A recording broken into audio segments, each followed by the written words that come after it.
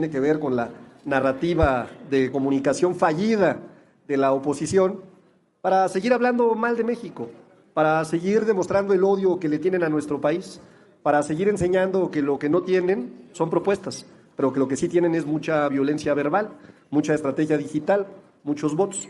Y también en la segunda parte, el compañero Gabriel García nos va a hablar de datos relevantísimos e importantísimos relacionados con información que ha publicado la CEPAL, y además aprovechando que hemos tenido esta sesión solemne.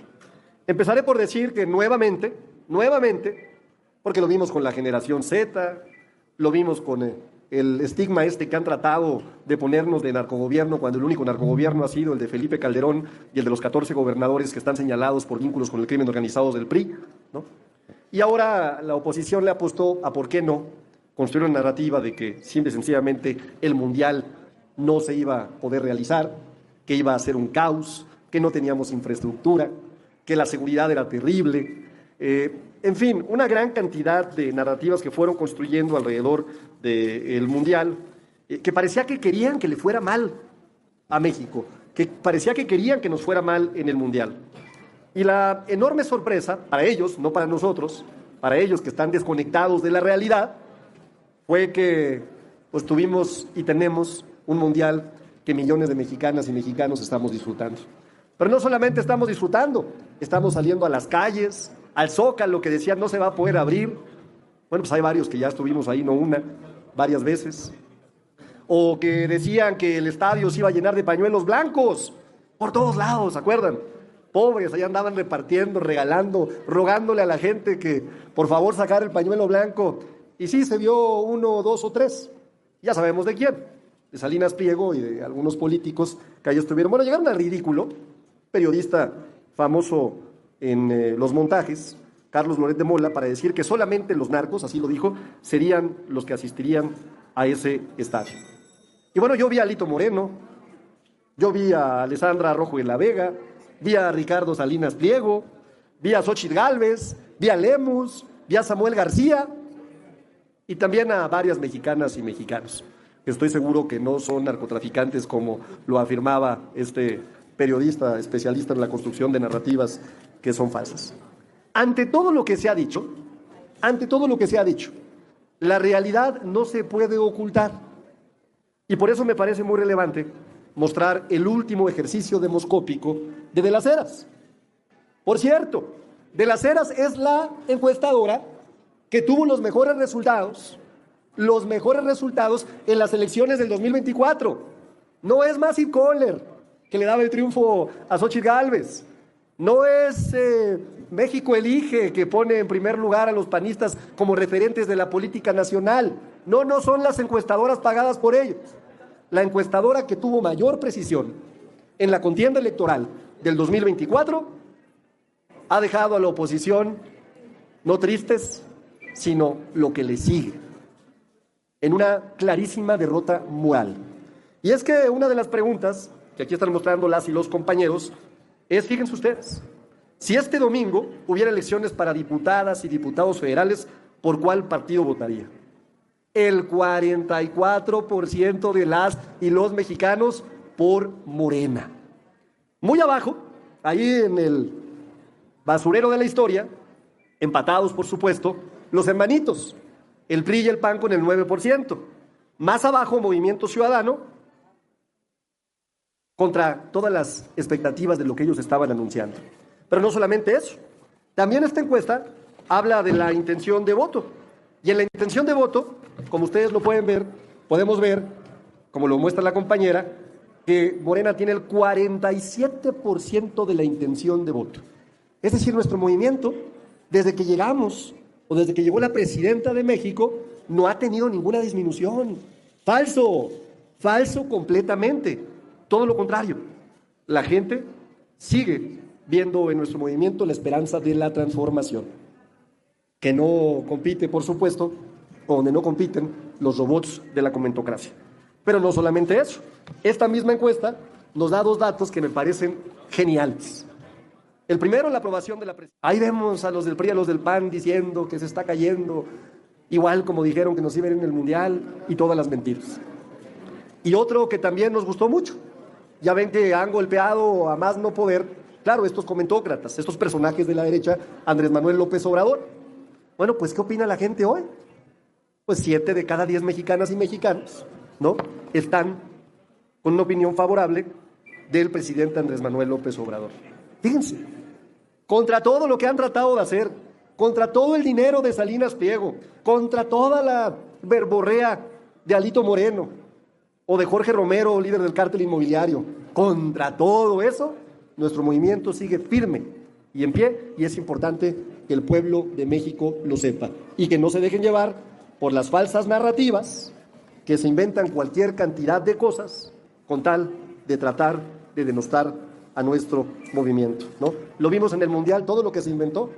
Bueno, decían que hasta la niña que había obtenido el boleto para ir al Mundial no había ido. Y todos los medios y el ecosistema digital también salió, ¿no?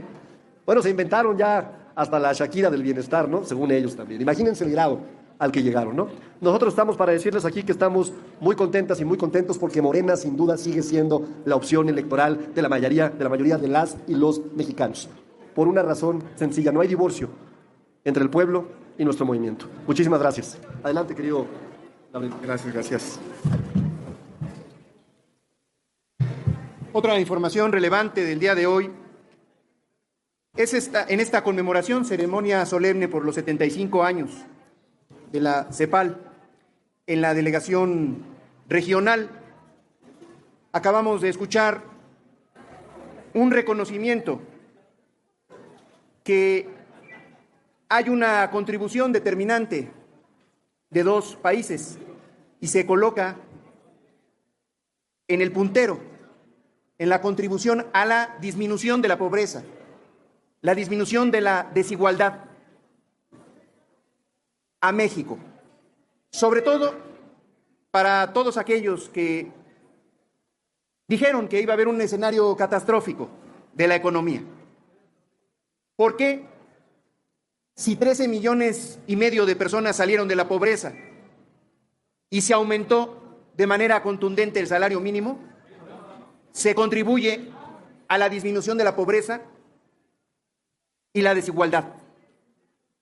Porque hoy 42 millones reciben una parte del presupuesto público a través de la política de bienestar. Y ese ingreso distribuido en la mayoría de la población permite que se active la economía, se mejore la calidad de vida. Y junto con el incremento al salario mínimo, pues desde luego que este incremento al ingreso familiar pues aporta el desarrollo de la economía. Este modelo del humanismo mexicano, y que antes llamamos economía moral, hoy es reconocido en esta conmemoración de la CEPAL. Se recordó aquí la aportación de Ifigenia Martínez Hernández, la maestra Ifigenia, que fue la que le puso la banda presidencial a la doctora Claudia Sheinbaum. Desde la fundación de la CEPAL en la región, se habló de que algún día la redistribución de la riqueza iba a comprobar que se generaba desarrollo, el crecimiento de abajo hacia arriba. Hoy en esta conmemoración es un reconocimiento que de los 10 países que inicialmente integraron este órgano internacional, está demostrado que México está haciendo una aportación a nivel regional para esos dos principales objetivos que tienen su origen en algo que se ha venido sosteniendo durante mucho tiempo. Por el bien de todos, primero los pobres.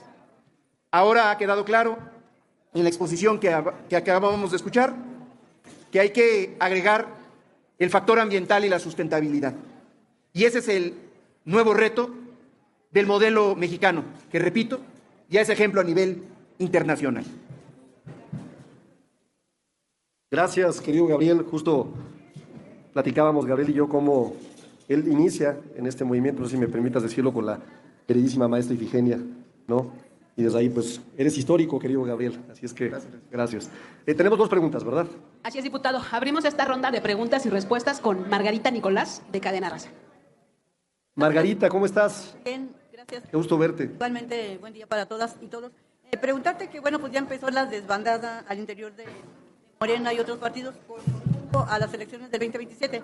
Me gustaría saber si ustedes como partido van a poner algún límite pues, para que no hagan campañas disfrazadas, pues, a veces de obra social, de que andan vigilando a ver quién sí, quién no rompe las reglas. ¿Qué van a hacer ustedes para que se cumpla la ley en materia electoral y no veamos dispendios que luego dicen que la gente es la que se agrupa, pone las pancartas, pone los espectaculares y nunca asumen su responsabilidad de que son ustedes los candidatos o los precandidatos? Gracias, Margarita. Bueno, empezaré por decir que nosotros pocas cosas podemos hacer como legisladoras y legisladores del grupo parlamentario en términos de la aplicación y la vigilancia del proceso electoral.